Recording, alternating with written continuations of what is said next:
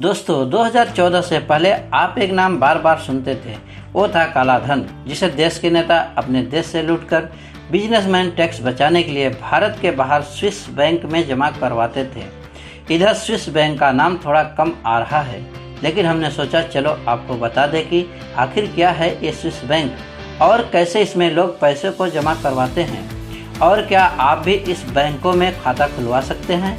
इन्हीं सब बातों को जानने के लिए बने रहिए हमारे साथ वीडियो के अंत तक। सबसे पहले यही समझते हैं कि आखिर स्विट्जरलैंड में ही क्यों हैं ऐसे बैंक। तो दोस्तों, स्विट्जरलैंड में सबसे पहले बैंक को 1713 में बनवाया गया था, लेकिन पिछले 3 सदियों में यहाँ पर 400 से भी ज़्यादा बैंक खुल गए। अब इन बैंकों के साथ फ़ायदा यह है कि इस देश की प्राइवेसी पॉलिसी इनका खूब साथ देती है, यानी कि ये तमाम bank Swiss federal bank act के तहत बैंक अकाउंट खोलने का अधिकार रखती हैं।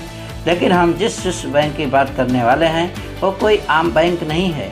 ये वही बैंक है जो लोग सालों से कयास लगाते थे कि आखिर यहाँ काम कैसे होता है। इस बैंक का नाम है UBS, जिसे पूरी दुनिया स्विस बैंक के नाम से जानती है। इसकी स्थापना 1998 में यूनियन बैंक ऑफ स्विट्जरलैंड और स्विस बैंक ऑफ कॉरपोरेशन के मर्जर के बाद हुई और आज ये दुनिया के टॉप 3 बैंकों में से एक है। इस बैंक के हेडक्वार्टर स्विट्जरलैंड के चूरिक एंड बेसल में है। चलिए अब आपको बैंक के काम करने के तरीके के बारे में बताते हैं।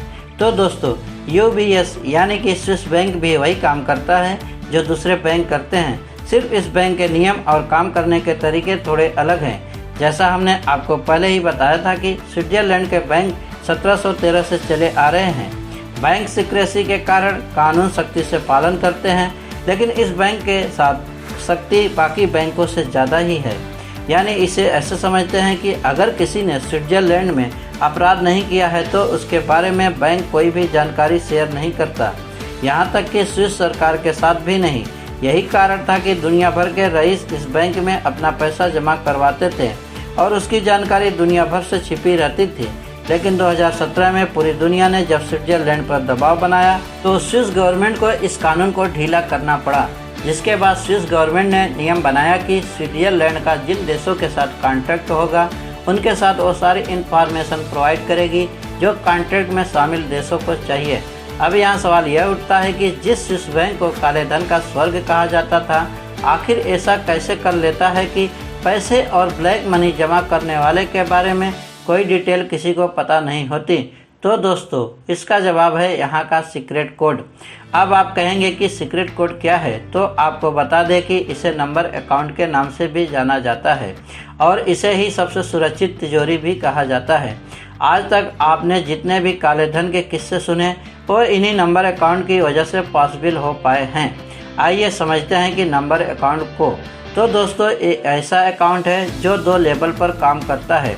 इसमें जो असली नाम और पता और इन्फॉर्मेशन होती है उसे बैंक ऐसे छिपा देती है कि खुद बैंक के कर्मचारी भी अकाउंट के असली डिटेल्स नहीं जान पाते।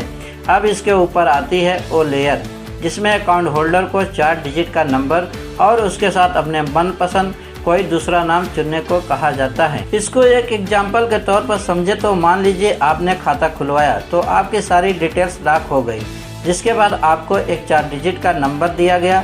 मान लेते हैं वो नंबर है 2468। इसके बाद आपको एक नाम और चुनने को कहा जाता है। अब मान लेते हैं आपने चुना जेब्रा, तो आपकी जो ओपन आइडेंटिटी होगी 2468 जेब्रा होगी और आपके बारे में सिर्फ यही कोड बैंक के कर्मचारी से लेकर सरकार तक पता होगा, जिससे आप दिल खोलकर पैसा जमा कर पाएंगे और आपको कोई पकड़ने वाला भी नहीं है। हालांकि बैंक के बड़े अधिकारी आपके असली नाम और पता लगा सकते हैं। अब आइए जानते हैं इन बैंकों में अकाउंट कैसे खुलता है। तो इसे खुलवाना मुश्किल काम है। इसके लिए आपको स्विट्जरलैंड के ब्रांच में जाना पड़ता है। UBS की वेबसाइट के अनुसार इनका मिनिमम बैलेंस $1,00,000 यानी 75 लाख रुपए के आसपास होता है। इस अकाउंट में तकरीबन $300 यानी तकरीबन 32,000 रुपये का मेंटेनेंस चार्ज भी लगता है, ठीक वैसे जैसे लॉकर का चार्ज हम देते हैं। स्विस बैंक में पैसे खास तरह से जमा और निकाले जाते हैं। आप कोई भी देश से हो, आपकी देश की कोई भी करेंसी हो, पर स्विस बैंक में सिर्फ स्विस फ्रैंक के रूप में पैसा जमा किया जाता है। आपको बता दें स्विस फ्रैंक स्विट्जरलैंड की करेंसी है। यहाँ पर यदि आप डॉलर या अन्य करेंसी देते हैं तो यह करेंसी स्विस फ्रैंक में कन्वर्ट कर दिया जाता है, फिर उसे आपके अकाउंट में जमा कर दिया जाता है। अब आज की कंडीशन के हिसाब से पूछे कि क्या बैंक किसी को जानकारी नहीं देता, तो आपको बता दें कि अब स्विट्जरलैंड के साथ भारत खास कॉन्ट्रैक्ट कर लिया है।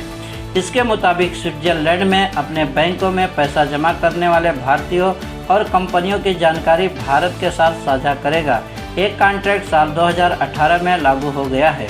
हालांकि इसमें एक पेच है, भारत सरकार किसी भी ऐसे बैंक अकाउंट की डिटेल नहीं मांग सकती जो 2018 से पहले स्विट्जरलैंड में खोले गए थे।